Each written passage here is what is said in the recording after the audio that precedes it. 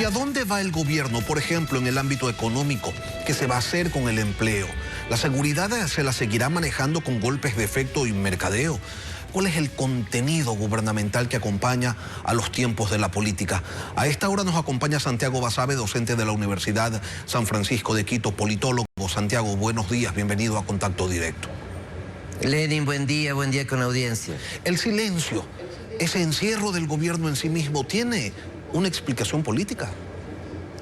Puede ser que sí, puede ser que sea una preparación de un guión precisamente político, de un guión en el plano económico que el gobierno le vaya a presentar al país en las próximas semanas, ¿no? A raíz de que asuma su primer periodo formal, digámoslo así, el presidente de la República.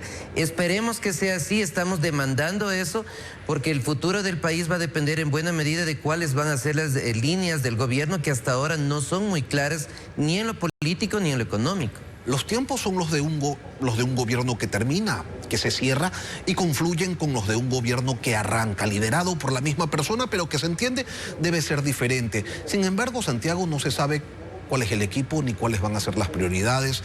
Se dice que va a haber una constituyente, pero para cambiar qué, cuál sería el mecanismo, tampoco está determinado. ¿Cómo interpretar esos vacíos? Sí, es que efectivamente una constituyente es un medio, no es un fin. Es la forma como canalizas las ideas políticas, y me parece que ahí el gobierno todavía tiene serias deficiencias. No le ha presentado al país un plan específico al respecto, tampoco en lo económico. Ojalá estos cambios vengan de la mano, por ejemplo, con una reforma importante en el gabinete ministerial, que el gabinete sea compartido entre más actores políticos, entre más sectores sociales, que sea un gabinete que represente la diversidad de gente que votó por el presidente Noboa, no necesariamente porque están de acuerdo con su gobierno, sino en buena medida, me parece un porcentaje importante al menos, de gente que está en contra de la revolución ciudadana. Entonces yo creo que el gobierno tiene que ser lo suficientemente sensible para percibir eso y presentarle al país cuanto antes. Yo esperaría que antes de la posesión una propuesta nuevamente en el campo político y económico que sea muy clara y que permita adhesiones de diferentes sectores sociales de cara a reformas constitucionales. No creo que sea el momento de una asamblea constituyente ahora mismo, en el plano económico fundamentalmente, pero que el país requiere reformas, de eso sí es una cuestión que me parece casi indiscutible. Los asuntos del país se supone que requieren de explicaciones, de una o de muchas pedagogías, de uno o de muchos debates, y no precisamente de abandonos. A más de la incertidumbre, ¿qué otra consecuencia trae pues ese encierro?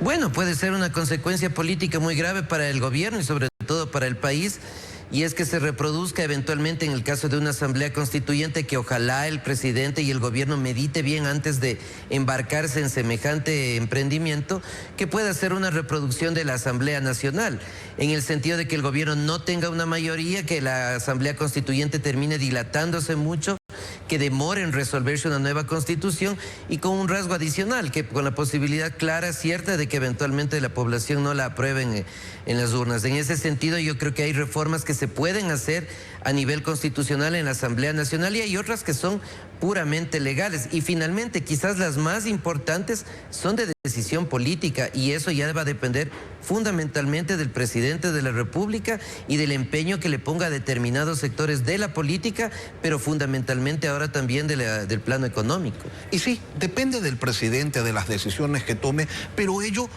lo pregunto, requiere de una masa crítica amplia, analizando, reflexionando los temas importantes del país, ayudando incluso quizás al gobierno a tomar esas decisiones que tendrán un impacto sobre la nación toda. Y cuando te lo pregunto, pienso por ejemplo en Javier Milei, quien a fuerza de opinión consiguió lo que su minoría legislativa pues no le habría permitido. Absolutamente, Lenin. Y yo cambiaría un poco la forma como contextualizaste, en el sentido de ayudar. Yo creo que la gente que tiene conocimientos de los diferentes temas tiene la obligación cívica de hacerlo. Ni siquiera es una forma de aportarle al gobierno.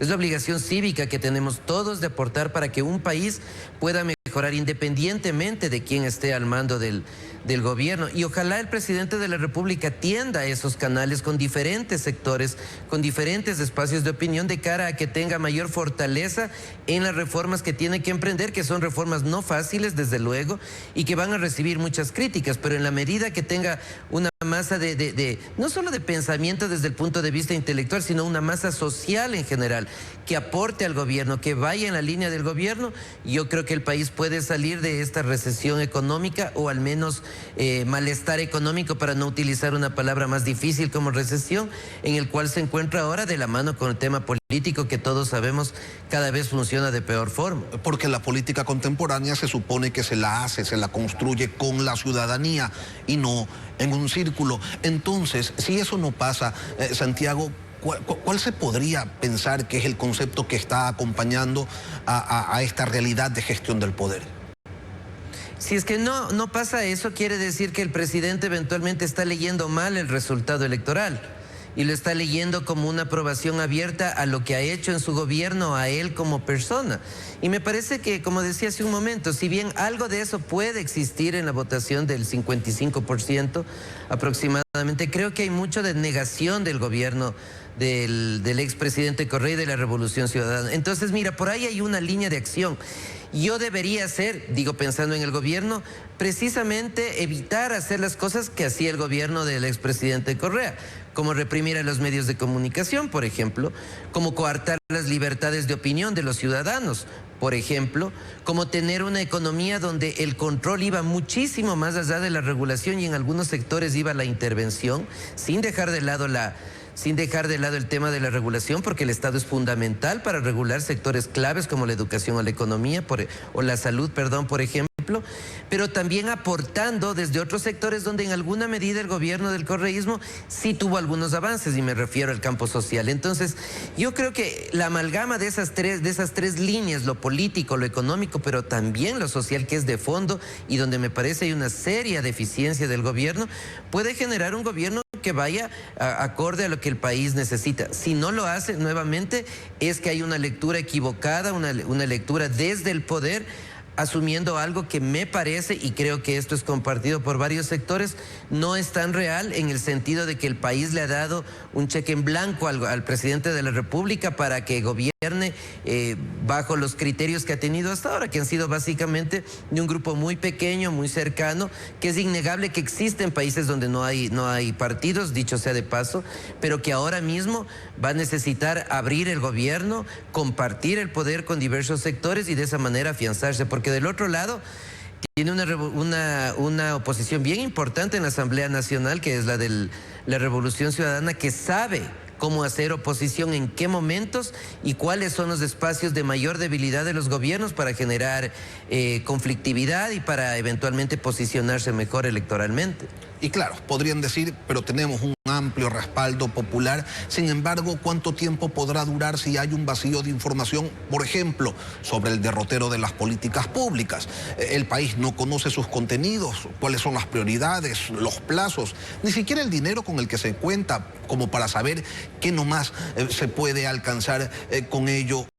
Ese vacío de información, ese no saber hacia dónde quiere avanzar el gobierno, finalmente, ¿qué consecuencias tiene? Bueno, puede tener muchas consecuencias y graves para el gobierno. Yo creo que, a diferencia de otros gobiernos, esos famosos 100 días que se le da de espacio al gobierno para que se ordene, para que ponga sus líneas, para que ponga su gabinete, en este caso va a ser mucho menos, porque es un gobierno que ya viene en funciones y que además tiene este mes aproximadamente ya de ser ratificado en el poder. Entonces yo creo que máximo al mes y medio, ya la ciudadanía va a empezar a pedirle cuentas al presidente de la República. Y si es que esto, como decía, no es leído en una forma amplia, el resultado electoral, me refiero, por el gobierno, las movilizaciones y la conflictividad pueden volver rápidamente.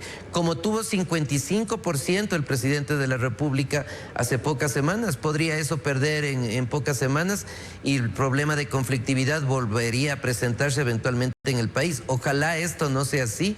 Ojalá el gobierno tenga esta capacidad para el olfato político para saber por dónde orientarse y que el gobierno y el país fundamentalmente pueda tener un tiempo de estabilidad y sobre todo donde la política y la economía fundamentalmente se restablezcan. La curva de aprendizaje de año y medio que ha tenido el presidente Noboa se supone que lleva a un decantamiento, eso sin lugar a dudas. Pero, Santiago, ¿usted tiene claro qué se ha decantado? La política debe ser también el arte de generar certidumbres, pero si no hay eso, entonces, ¿qué queda? ¿Qué le queda a la sociedad? Desafortunadamente no se siente que se ha decantado mucho, no se siente que el gobierno ha aprendido mucho en varios temas.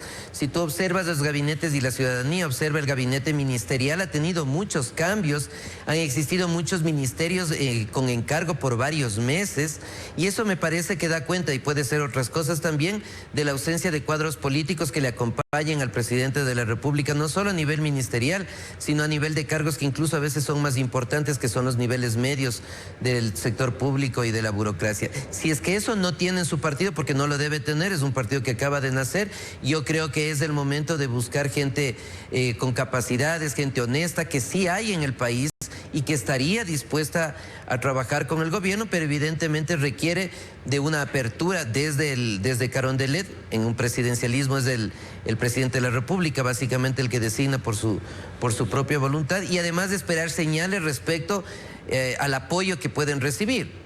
El tema con la ministra Robo, por ejemplo, la descalificación pública, que además no ha quedado en mucho, no es una buena señal para la gente que podría acercarse al gobierno. Entonces, ese es otro de los elementos, dar señales de que si colaboras con el gobierno, formal o informalmente, en cualquiera de las dimensiones, insistiendo que esta es una obligación cívica de la ciudadanía, puede generar efectos favorables para el país. Si es que el gobierno presenta un panorama de ese tipo a la sociedad, yo creo que podría capturar diferentes tipos de adhesiones de diferentes tipos de sectores. Santiago, y tú lo sabes bien, la política tiene tiempos y desde la teoría se podría identificar a estos como los tiempos para escuchar, los tiempos para procesar, para sopesar, pero también para anunciar. ¿Cómo los está manejando el gobierno? ¿De forma adecuada?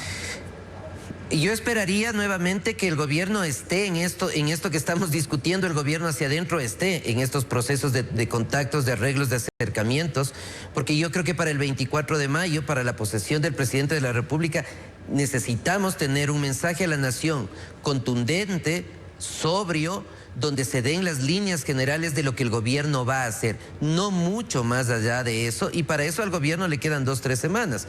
Ahora el presidente está en una gira muy importante, me parece, en términos económicos y de inversión en Europa. Ojalá le vaya bien por el bien del país y ojalá a su regreso o al mismo tiempo, ahora con la facilidad que nos da la tecnología, se sigan manejando otros temas acá, porque nuevamente si el 24 de mayo el gobierno no le presenta al país ya claramente por dónde va a ir, el tema de la constituyente, que ojalá no se dé, es uno de ellos, los problemas van a venir en el corto plazo y las posibilidades desafortunadamente siempre reales en el país de inestabilidad podrían volver.